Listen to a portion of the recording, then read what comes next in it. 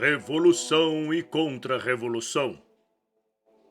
Plínio Correia de Oliveira.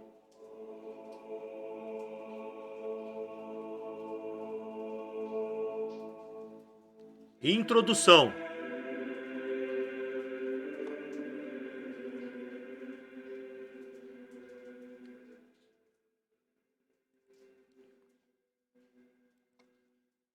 Catolicismo dá a lume hoje seu 100º número e quer assinar o fato marcando a presente edição com uma nota especial que propicia um aprofundamento da comunicação de alma, já tão grande que tem com seus leitores.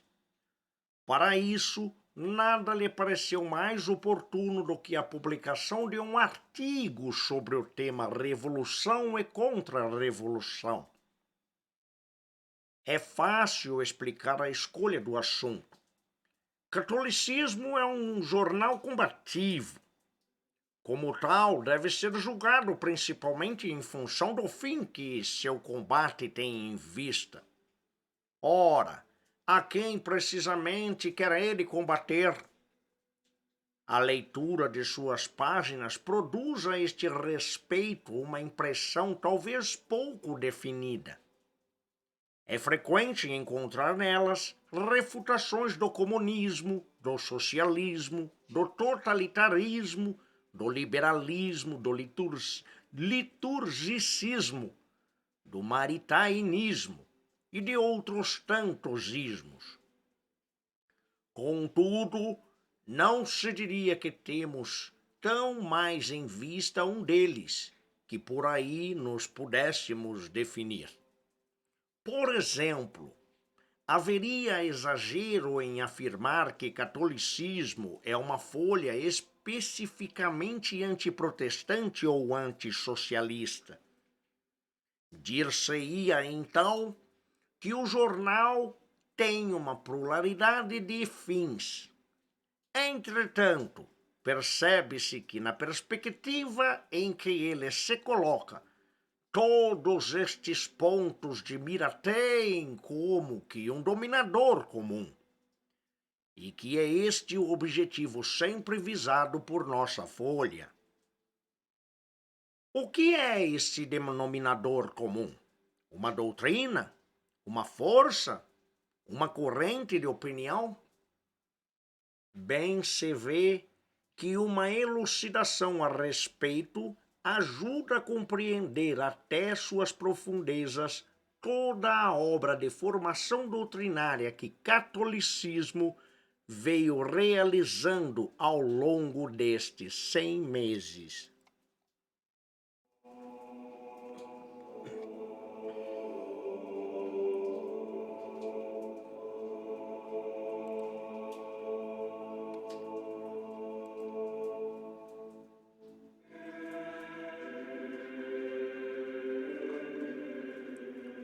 O estudo da Revolução e da Contra-Revolução excede de muito em proveito este objetivo limitado. Para demonstrá-lo, basta lançar os olhos sobre o panorama religioso de nosso país. Estatisticamente, a situação dos católicos é excelente. Segundo os últimos dados oficiais, constituímos 94% da população.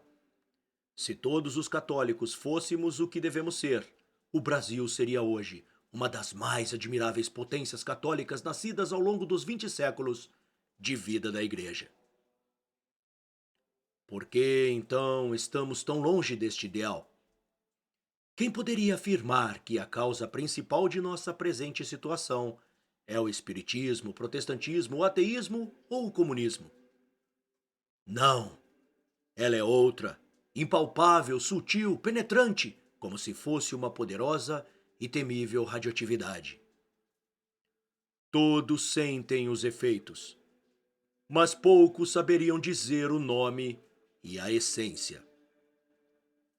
Ao fazer esta afirmação, nosso pensamento se estende das fronteiras do Brasil para as nações hispano-americanas, nossas tão caras irmãs, e daí para todas as nações católicas.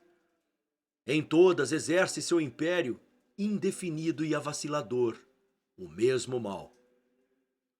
e em todas produz sintomas de uma grandeza trágica. Um exemplo entre outros: uma carta dirigida em 1956, a propósito do Dia Nacional de Ação de Graças, a Sua Eminência o Cardeal Dom Carlos Carmelo de Vasconcelos Mota, arcebispo de São Paulo, o excelentíssimo e reverendíssimo Monsenhor Ângelo Delacqua, substituto da Secretaria de Estado, dizia que,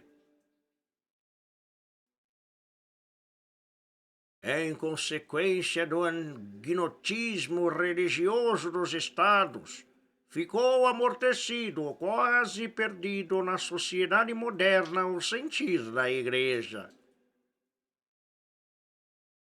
ora, que inimigo desferiu contra a esposa de Cristo este golpe terrível?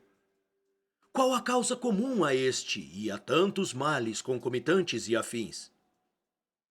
Com que nome chamá-la?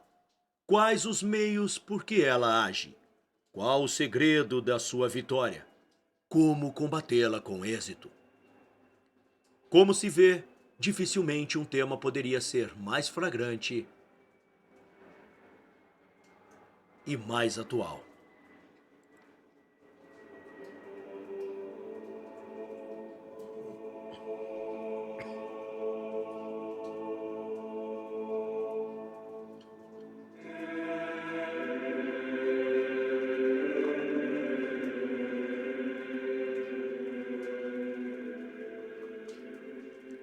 Este inimigo terrível tem um nome. Ele se chama Revolução. Sua causa profunda é uma explosão de orgulho e sensualidade que inspirou, não diríamos um sistema, mas toda uma cadeia de sistemas ideológicos.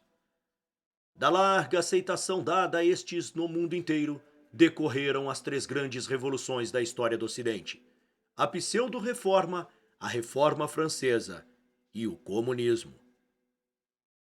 O orgulho leva ao ódio, a toda superioridade. E, pois, a afirmação de que a desigualdade é em si mesma, em todos os planos, inclusive e principalmente nos planos metafísicos e religiosos, um mal, é o aspecto igualitário da revolução.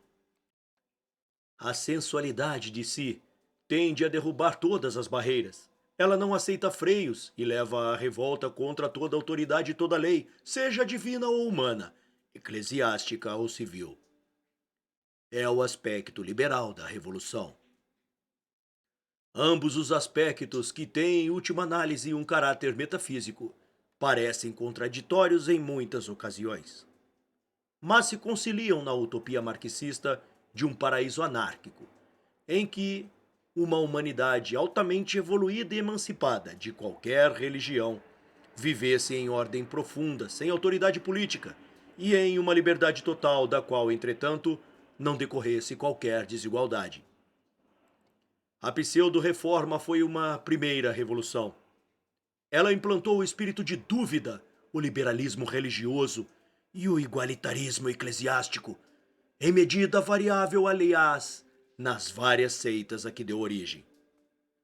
Seguiu-se-lhe a Revolução Francesa, que foi o trunfo do igualitarismo em dois campos. No campo religioso, sob forma do ateísmo, especiosamente rotulado de laicismo. E na esfera política, pela falsa máxima de que toda a desigualdade é uma injustiça, toda autoridade um perigo, e a liberdade um bem supremo.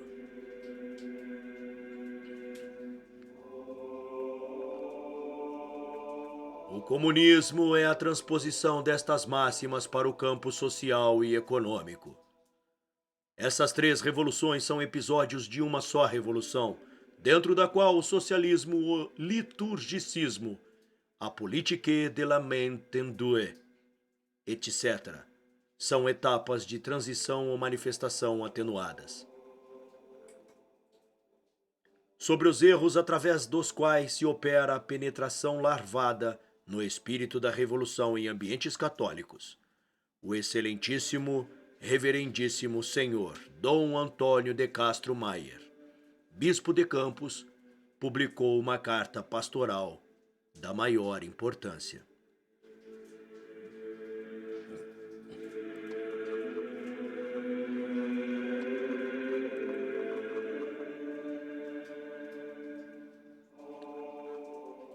Claro que um processo de tanta profundidade, de tal envergadura e tão longa duração, não pode desenvolver-se sem abranger todos os domínios da atividade do homem, como, por exemplo, a cultura, a arte, as leis, os costumes e as instituições. Um estudo pormenorizado deste processo em todos os campos em que se vem desenrolando excederia de muito o ambiente deste artigo. Nele procuramos, limitando-nos a um veio apenas deste vasto assunto, traçar de modo sumário os contornos da imensa avalanche que é a Revolução, dar-lhe o nome adequado, indicar muito sucintamente suas causas profundas, os agentes que a promovem, os elementos essenciais de sua doutrina, a importância respectiva dos vários terrenos em que ela age, o vigor de seu dinamismo, o mecanismo de sua expansão. Simetricamente tratamos, depois de pontos análogos referentes à contra-revolução, e estudamos algumas das suas condições de vitória. Ainda assim, não pudemos explanar de cada um destes temas, senão as partes que nos parecem mais úteis. No momento, para esclarecer nossos leitores, facilitamos-lhes a luta contra a revolução. Tivemos de deixar de lado muitos pontos de uma importância realmente capital, mas de atualidade menos premente.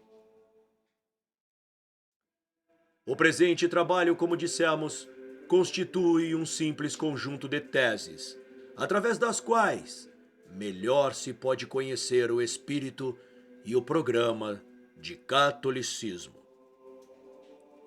Exorbitaria ele de suas porções naturais, se contivesse uma demonstração cabal de cada afirmação.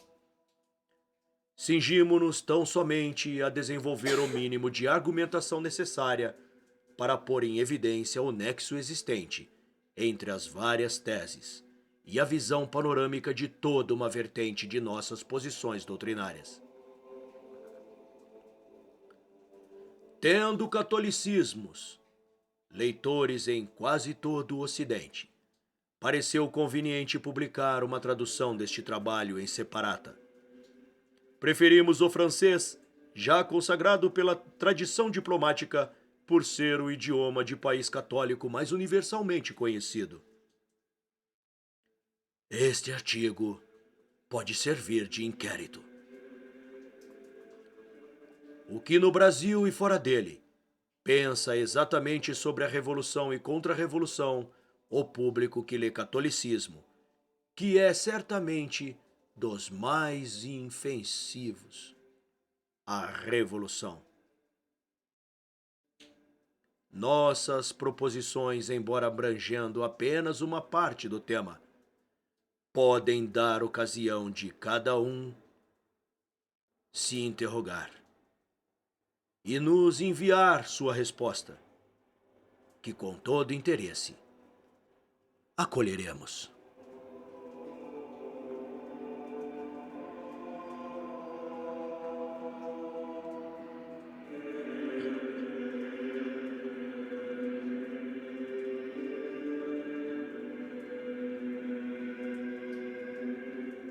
Continua no próximo capítulo. Até a próxima leitura.